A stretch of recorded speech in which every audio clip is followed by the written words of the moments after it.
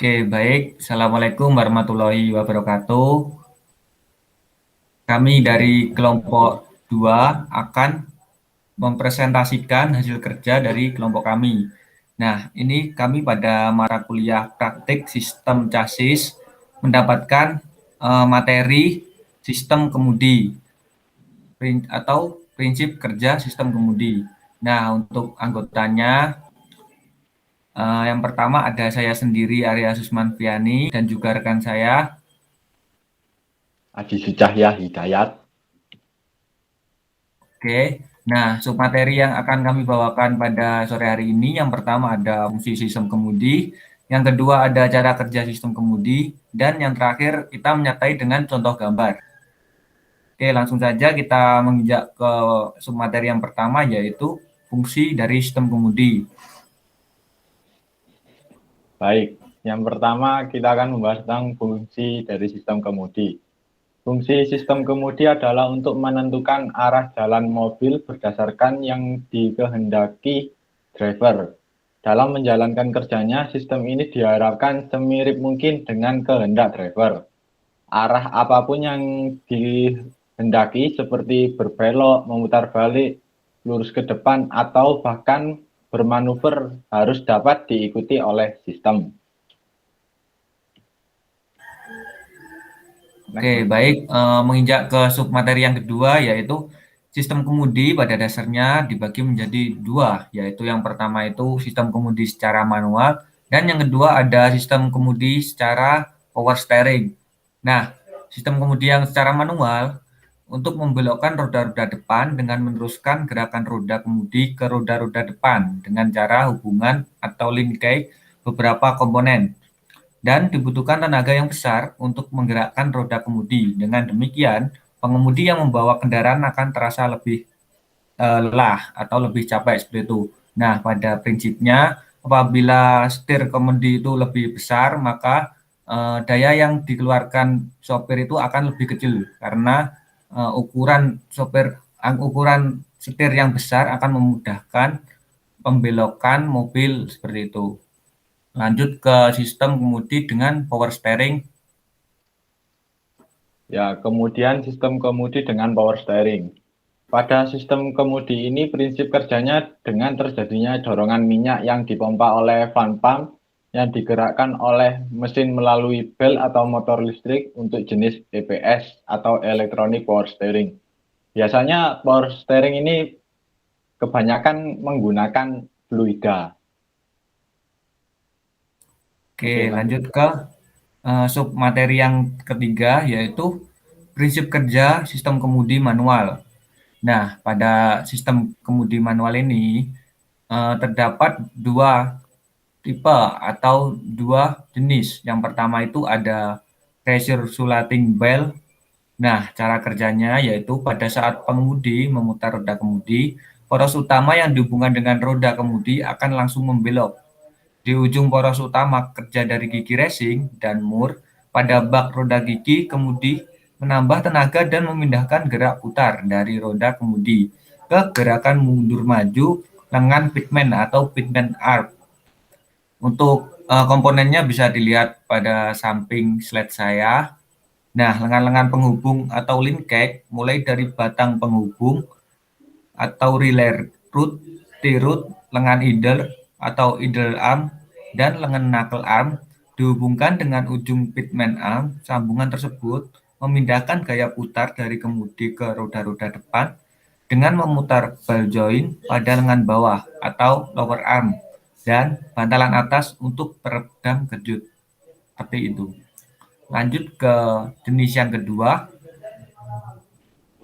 Baik, ini untuk prinsip kerja yang kedua dari sistem kemudi manual, yaitu rack and pinion.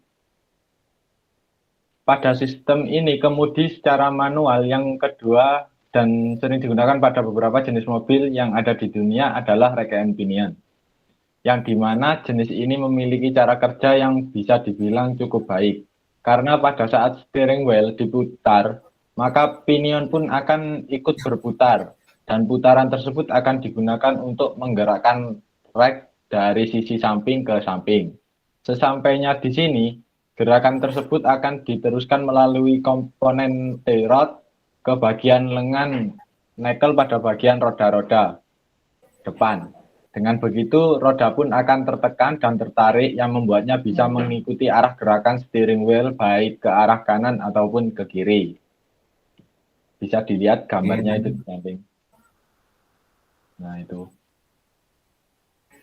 Oke, lanjut ke submateri berikutnya, yaitu prinsip kerja sistem kemudi dengan power steering. Nah, masih sama teman-teman untuk sistem kemudi dengan power steering ini ada dua tipe atau dua jenis. Yang pertama itu ada hydraulic power steering. Nah, hydraulic power steering ini mengandalkan fluida bertekanan untuk menghidupkan sistemnya. Power steering jenis ini mulanya mendapatkan pasokan tenaga dari putaran mesin yang dihasilkan, yang diteruskan dengan menggunakan komponen V-belt ke fan pump. Nah, penerusan putaran mesin akan melalui bagian puli. Kemudian, tenaga akan diteruskan dan mendorong fluida ke piston yang ada di dalam power steering. Untuk gambarnya bisa dilihat pada samping slide saya. Nah, melalui pasokan tenaga tersebut, apabila roda kemudi diputar, maka fluida akan mendorong piston agar kemudi terasa lebih ringan. Inilah yang menjadi penyebab setir mobil terasa ringan tiap diarahkan. Nah, di dalam bagian fan pump terdapat relief valve yang bertujuan sebagai pegas percepatan. Apabila mobil sedang dikemudikan dalam kecepatan tinggi, cara kerja power steering akan semakin bertekanan tinggi pula. Nah, teman-teman, hydraulic power steering ini merupakan modifikasi atau generasi setelah kendaraan itu menggunakan sistem kemudi dengan sistem mekanik yang tadi. Jadi bisa dibilang sistem ini adalah pembaruan dari sistem yang sebelumnya seperti itu. Lanjut ke tipe yang kedua. Baik, kita membahas kepada prinsip yang kedua dari power steering, yaitu electronic power steering. Seiring dengan berkembangnya teknologi, produksi mobil-mobil keluaran terbaru tak lagi menggunakan sistem hidrolik power steering. Dalam media kerjanya, electronic power steering tak lagi menggunakan fluida bertekanan. Sistem ini sudah beralih menggunakan arus baterai sebagai sumber tenaganya. Pada mobil yang sudah menggunakan sistem EPS atau electronic power steering, umumnya memiliki angel sensor yang nampak pada bagian steering kolom mobil. Apabila sensor menunjukkan adanya pergerakan setir, maka sensor tersebut akan mengirim sinyal ke ECU. ECU akan memerintahkan sistem EPS untuk bekerja dengan memberikan tenaga ekstra. Tujuannya dari pemberian tenaga ekstra adalah untuk memudahkan pengemudi memutar setir dengan ringan. Jadi pada prinsip yang kedua ini, power steering sudah tidak menggunakan bantuan dorongan dari fluida. Jadi sudah menggunakan sensor-sensor yang dikirim ke ECU yang kemudian dilanjutkan oleh EPS, Electronic Power Steering. Oke, baik. Tipe yang electronic power steering ini merupakan teknologi yang terbaru yang ada di dunia otomotif mengenai sistem kemudi. Nah, yang biasa digunakan pabrikan sekarang untuk memproduksi mobil-mobilnya, seperti mobil keluaran terbaru tahun-tahun ini, seperti itu teman-teman.